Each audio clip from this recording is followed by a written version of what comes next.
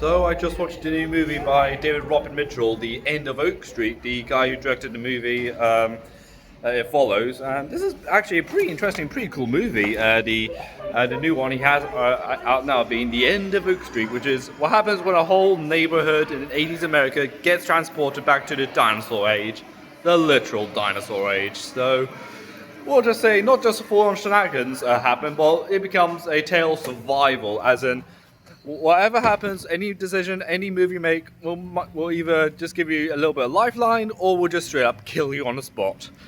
As in, it is definitely a very intense movie. As in, it definitely reminded me of a lot of like Jurassic Park, of course, a lot of Spielberg movies. As of course, the movie is very Spielbergian at best. As in, it takes place in the suburbs, the backdrop of a family that's starting to somewhat fall apart, and of course, it has the things that always or makes us wonder, like dinosaurs.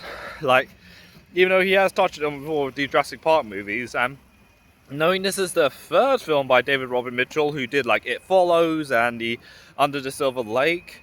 Again, I think this is his first foray, if I remember correctly. Being big budget adventure. And of course, this being produced by J.J. Abrams, who, ever since The Rise of Skywalker, he's pretty much fallen off the radar for a lot of people after the movie didn't exactly set the world on fire. And the movie stars, of course, Ewan McGregor and Anne Hathaway as pretty much the patriarchs of a family, the parents of a family, who get thrusted into this new world that is somewhat familiar to them and unfamiliar to them at the same time. It's somewhat a little bit paradoxical in my liking. And it is very intriguing, like a very great concept, to say the least. Like, what would with Jurassic Park, it was kind of the idea of how would dinosaurs react in a human world. Well, for this one, it's basically how would humans react in a world that's full of dinosaurs, as in set back millions and millions of years ago. So it pretty much follows on that little conundrum. So it was definitely a great thrill ride as well, and the action scenes are very intense, and again, the visual effects and of the film is definitely very nice and pretty to look at.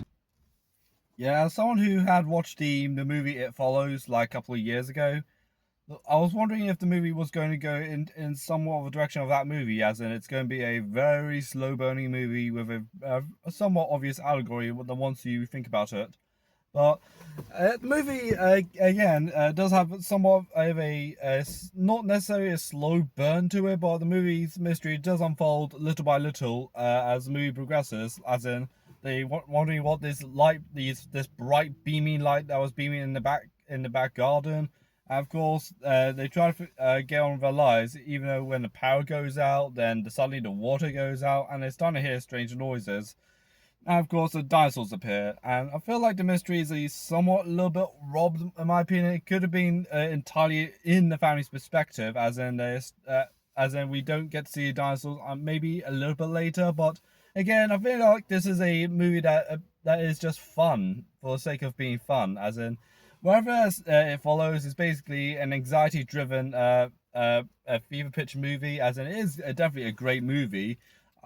I feel like the movie The End of Oak Street is definitely more of a akin to Spielberg movies, as in once you figured out what's happening roughly around 20 minutes into the movie, then it is pretty much all out at this point. As in, I feel the movie is definitely quite a lot of mayhem, particularly for a movie with a lot of dinosaurs in it. And of course, the movie visually looks pretty good. The tension is also really great as well.